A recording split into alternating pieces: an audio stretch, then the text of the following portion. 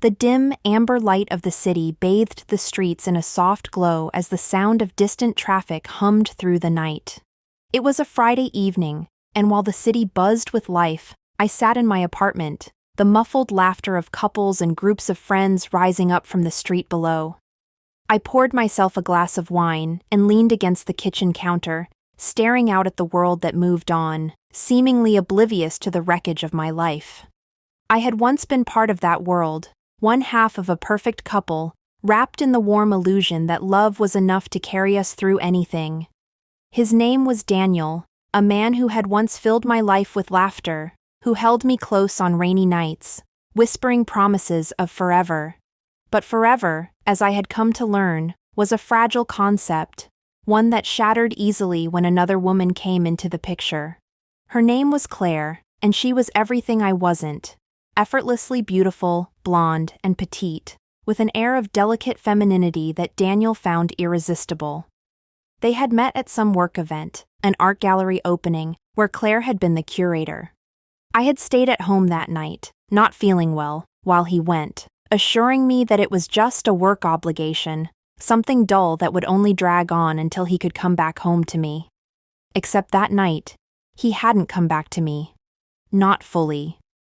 He returned physically, sure, but his heart had already begun to slip through my fingers. The texts started first. Claire asking him questions about the pieces in the gallery, which soon became more personal. Then came the lunches. Networking, he called it. And finally the late nights, when he'd stumble through the door smelling faintly of perfume and guilt. I confronted him, of course. Tears, anger, the whole cliché played out in our cramped apartment. He denied everything at first, feigned shock at my accusations, but I saw it in his eyes. There was no love left in them, not for me at least. And after weeks of tension, arguments, and cold silences, he finally broke. He admitted it, though he softened the blow in his usual way. "It's not what you think. Claire and I have something real. I didn't mean to hurt you, but it just happened." Just happened! Those words echoed in my head as I sat there that night, alone, the wine warming my chest as the cold bitterness of betrayal settled deeper into my bones. He left me for her, his sweet, perfect Claire, and for the next year, I watched from a distance as they flaunted their new love. They moved in together, went on vacations, and plastered their social media with photos of their perfect, curated life. Meanwhile, I crumbled. Losing Daniel had been like having the foundation of my life ripped away. I had built so much of myself around our relationship, around the future we had planned. Without him, I felt directionless, like I was sinking deeper into a void of self-doubt and despair. My job, once a steady source of income and pride, soon became unbearable. I had been a mid-level marketing associate, scraping by on a modest salary, but my performance declined as my mind stayed fixated on him, on her. Eventually, I was laid off. The irony of it all felt like a cruel joke. He left me for a woman who curated art, while I was discarded like an unfinished project. I spent months scraping by on savings, job applications piling up without so much as a callback. I lived in that same dingy apartment, where every corner reminded me of him. And then, one evening, the final blow came. I received an invitation, a wedding invitation. It was theirs, Daniel and Claire, announcing their impending nuptials. The sight of their intertwined names on the elegant cream card felt like a knife in my chest. I stood there in the middle of my kitchen, staring at the invitation as the walls seemed to close in around me. They were getting married, and I was still stuck, still mourning the life I had lost. But something shifted that night. It wasn't a lightning bolt of clarity or a sudden surge of motivation. No, it was quieter, more insidious. It was the realization that I was nothing to him, that in his mind, I was already forgotten, an afterthought. And for the first time in months, I wasn't sad about it. I was angry. That anger simmered in me, fueling a fire that I hadn't known was there. I made a decision that night, standing in my too small kitchen, staring at their names. I would not be the woman he left behind, broken and forgotten. If I was to be forgotten, I would make damn sure he regretted it. I sold the few things I had of value, packed up my life, and left the city. It was a reckless decision, one born of desperation perhaps, but it was the best thing I had ever done. I moved across the country, to a place where no one knew my name or my story. It was a chance to start fresh, to rebuild from the ground up. And that's exactly what I did. I took every bit of that anger and poured it into my work. I reinvented myself in the world of tech marketing, where startups were booming and opportunities were ripe for the taking. I started at the bottom again, hustling harder than I ever had before. But this time, I wasn't doing it to support a shared future with someone else. This time, it was for me. And slowly, my life began to change. Opportunities opened up. I met people who believed in me, who saw my potential and helped me climb higher than I ever thought possible. Within 5 years, I was no longer the struggling woman Daniel had left behind. I was the CEO of my own company, a tech marketing firm that had exploded into success. I had money, power, and a life that no longer revolved around the approval of anyone but myself. I changed too. Gone was the woman who had once doubted her worth because a man had left her. I became harder, sharper, more ruthless in my ambition. I had no time for love, for distractions. I had learned that lesson all too well. My focus was singular, success, and I achieved it in spades. My rise in the business world didn't go unnoticed. People from my past started to reach out, old colleagues, acquaintances who had barely spared me a glance before. And then one day, I got a message from Daniel. It was simple, almost casual. "Hey, it's been a while. How have you been? Would love to catch up." I stared at the message for a long time, my lips curling into a bitter smile. Of course, he wanted to catch up now that I was successful, now that I had become someone worth noticing again. I didn't respond immediately. I let him sit with the silence for a few days, just as I had sat with mine all those years ago.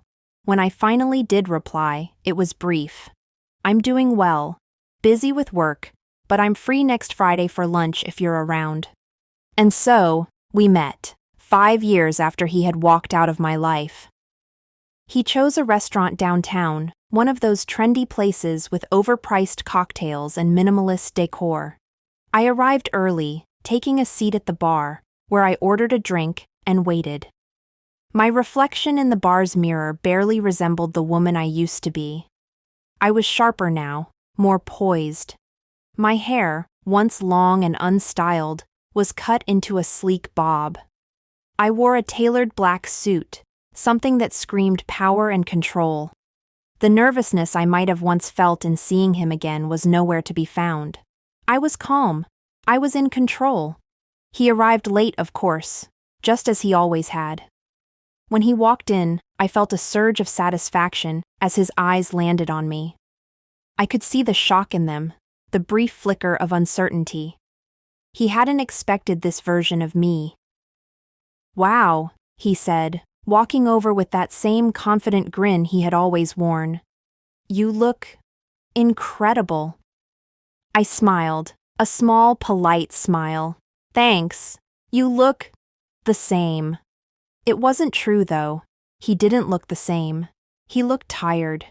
The youthful energy he had once radiated seemed dulled, his hair slightly thinner, his eyes carrying the weight of something unspoken.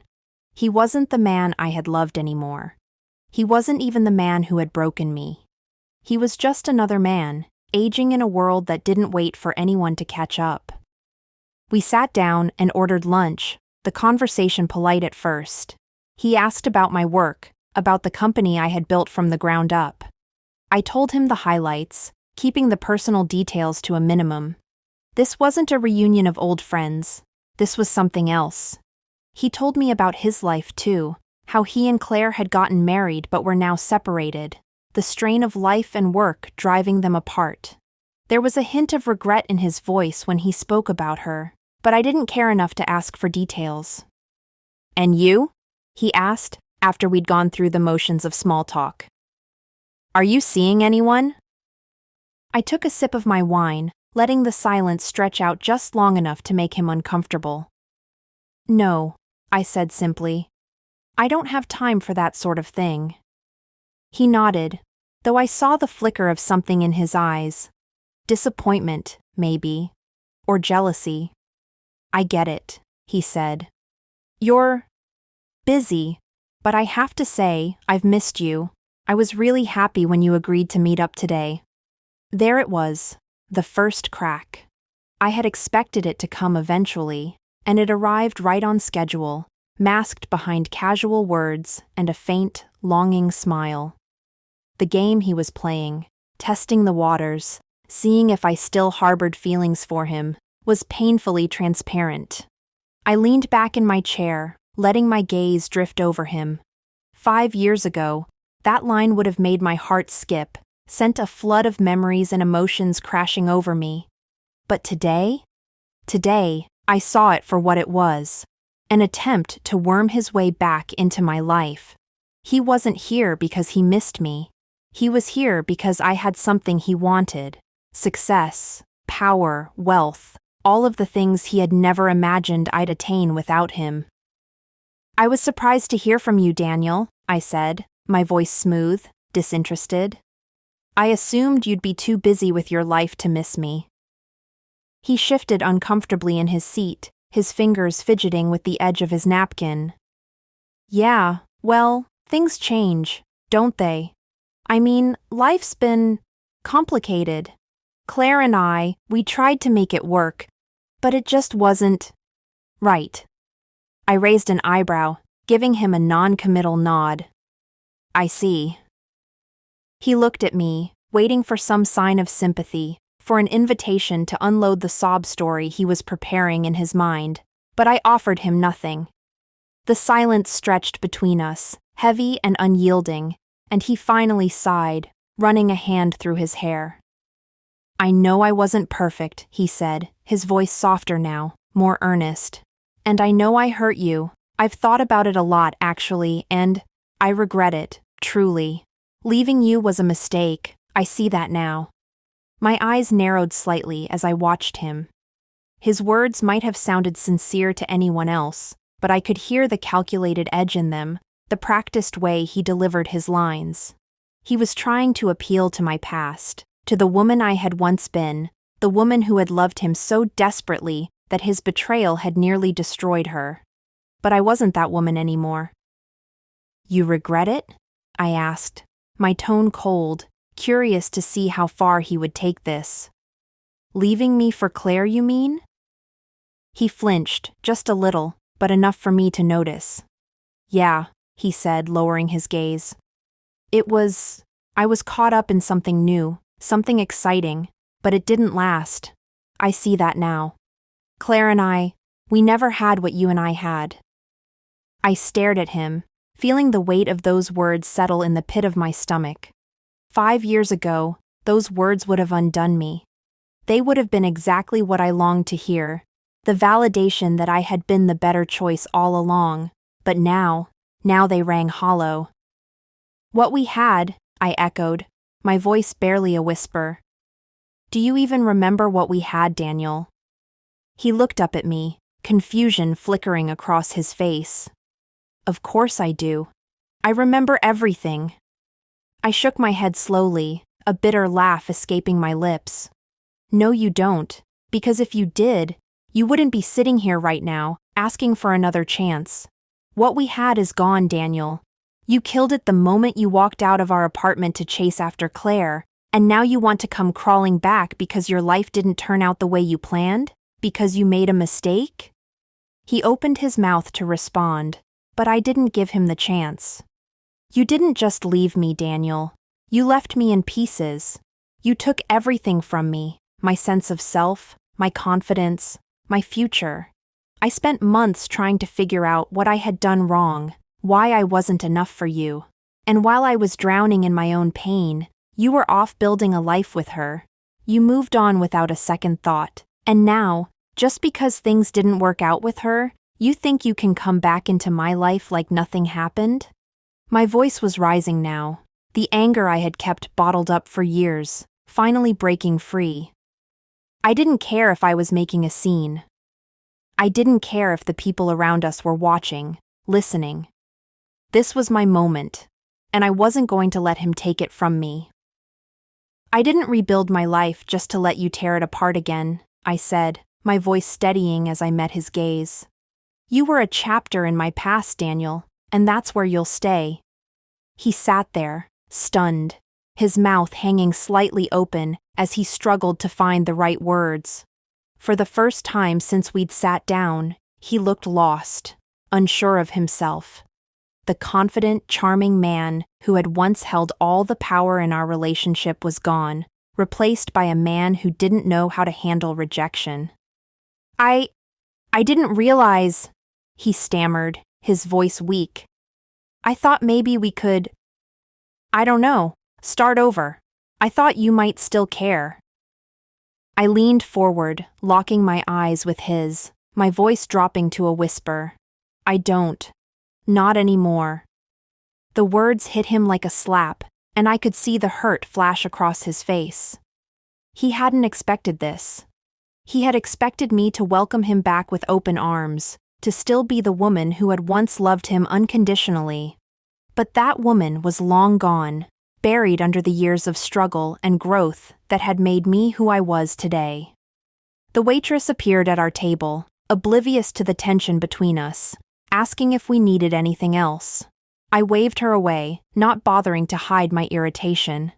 Daniel sat back in his chair, looking down at his half-eaten meal, as if it could provide some kind of escape from the uncomfortable reality he now faced. Look, he said after a long pause, his voice hoarse.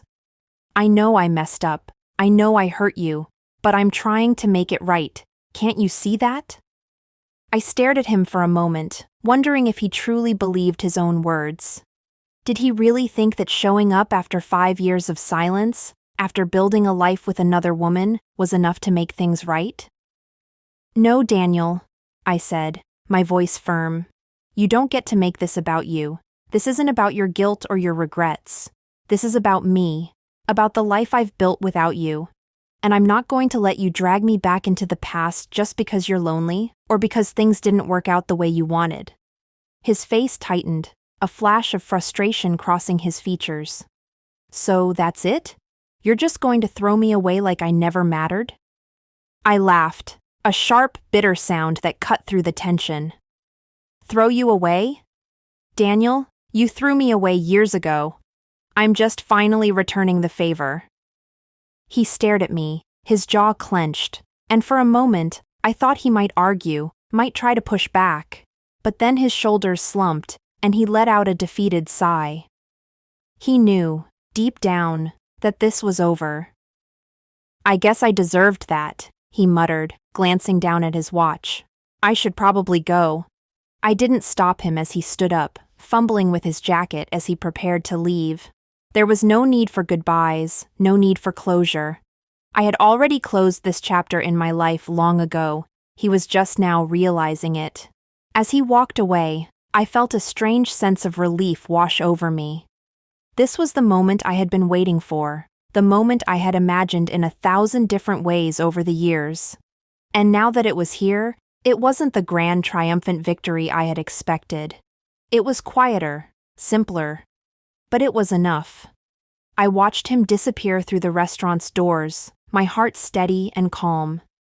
The anger, the bitterness, the hurt, they were all still there, but they no longer had power over me. I had faced the man who had broken me, and I had walked away stronger, unscathed. The waitress returned, clearing away the plates as she handed me the check. I paid it without hesitation, leaving a generous tip, and stood up to leave. As I stepped out into the cool evening air, the city buzzing with life around me, I felt the weight of the past lift off my shoulders. I wasn't the woman who had been left behind anymore. I wasn't the broken heart waiting to be mended. I was something else entirely, something new, something whole.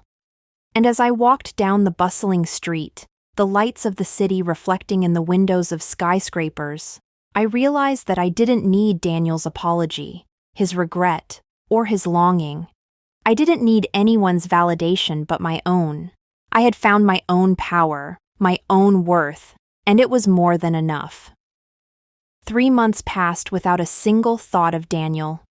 My life, as it had always been since I'd left him, was filled with work, strategy meetings, investor pitches, and the endless hustle of staying ahead. But there was a clarity now, a sense of finality in how that lunch had ended. Then, one day, I received another message from him. Not an apology this time. No, it was. 3 months passed after that fateful lunch with Daniel, and I didn't think of him at all. My life carried on, as full and busy as it had been before. I traveled for business, securing new contracts and investors, growing my company.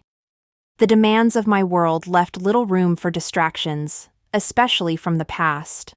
I had closed that door, and with it, any lingering emotions tied to the man who had once torn my life apart. It was in that space of clarity that I received another message from him. This time, it wasn't a casual check-in or a suggestion to meet. It was an email, long and rambling, full of regret and excuses, spilling out all the bitterness of his life over the past few years. Daniel wrote of how his marriage to Claire had fallen apart, something I already knew, but he described it in vivid detail. Claire had become too focused on her career, too cold, too distant. There were accusations, fights, and eventually, the divorce that had stripped him of more than just his pride. He wrote about his struggles, both emotional and financial. His career, once promising, had stalled. The art industry hadn't been kind to him, and without Claire's influence, the invitations to gallery events and lucrative partnerships had dried up. His life was a mess, and in his desperation, he reached out to me. The woman he had left behind, the woman he had once discarded as though I were nothing. There was a line buried deep in the email that struck me, though. He admitted that he had made a mistake, that he had chosen the wrong path. I thought what Claire and I had was real, he wrote. But what we had was nothing compared to what you and I shared. I see that now. I see how wrong I was to leave you. It wasn't an apology, not really. There was no acknowledgement of the pain he had caused me, no real understanding of the impact of his actions. It was all about him, his regrets, his feelings, his losses. And at the end of it, the true purpose of the email emerged. He was asking for help. Not just emotional support, but financial assistance. He hinted at debts, at missed opportunities, at how if only he could get back on his feet, everything would be better. I sat back in my chair, staring at the screen, a cold smile curling at the edge of my lips. So, this was where we had come to. He had left me for another woman, discarded me like an afterthought, and now, in his hour of need, he was crawling back, begging for a lifeline. The irony was delicious. But as I reread his words, I realized something important. I didn't feel the satisfaction I once thought I would. There was no sense of triumph, no surge of revenge-fueled glee. Instead, there was only clarity, a deep, unshakable certainty that I had moved beyond him, far beyond anything he could touch.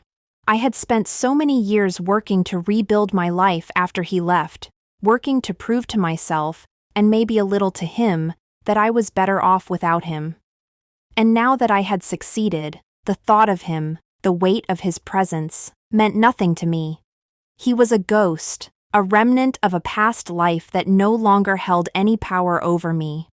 I typed my response with cold precision, each word chosen with care. Daniel, I appreciate your honesty, but I can't help you.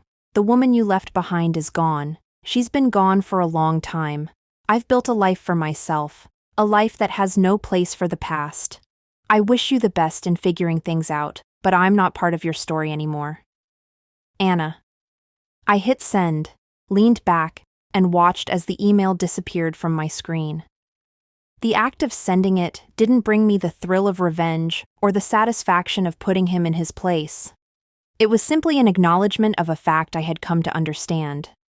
Daniel was no longer part of my life, and I had no interest in being part of his. After that, I blocked his email address, his number, and deleted the messages.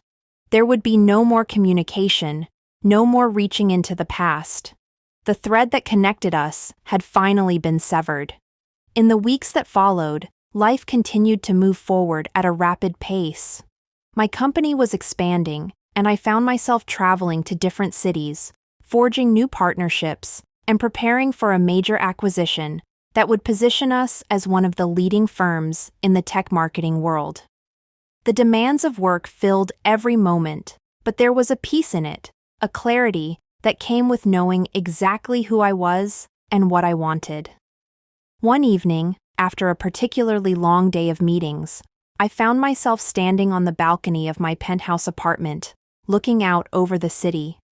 The lights of the skyscrapers stretched into the distance, a sea of glowing windows and bustling streets below. It was a view I had grown accustomed to, a view that I had earned through years of hard work and determination. As I stood there, the cool breeze tugging at my hair, I thought about the journey that had brought me here. I thought about the woman I had been 5 years ago, the woman who had been shattered by Daniel's betrayal, who had doubted her worth, who had spent sleepless nights wondering what she had done wrong. And then I thought about the woman I had become. I wasn't that fragile, broken woman anymore. I had become someone else, someone stronger, someone who had fought through the darkness and come out on the other side. I had built my own success, my own power, and most importantly, my own sense of self. And no one, not Daniel, not anyone, could take that away from me. The memory of him, of our time together, felt distant now. It was like a story I had read long ago, something I barely recognized as my own. He had been part of my life once, yes, but he was no longer relevant. He had tried to come back, to claw his way into my new world, but he had found the door firmly shut. And that, more than anything, was the victory. Not that I had triumphed over him, but that I had moved beyond him, beyond the need for his approval or validation. Daniel had once left me for another woman, believing that she was everything I wasn't. He had walked away from our life together, thinking he was trading up, chasing something new and exciting. But life, as it turned out, wasn't so simple. He had made his choice, and when it didn't turn out the way he had expected, he had come crawling back. But when he returned, I wasn't the same woman he had left. I had become someone far richer than I had ever imagined, not just in terms of money or success, but in my understanding of who I was and what I deserved. And what I deserved was so much more than him. As the city lights shimmered beneath me, I took a deep breath, feeling the cool night air fill my lungs. I had come a long way from that small, dingy apartment where I had once cried over him. I had come a long way from the woman who had doubted herself because a man had chosen someone else. I had built a new life, a better life, and I had done it all on my own. And as I stood there, looking out over the city that I now called home, I smiled. Not because I had won, but because I no longer needed to. The victory was mine, and it had nothing to do with him.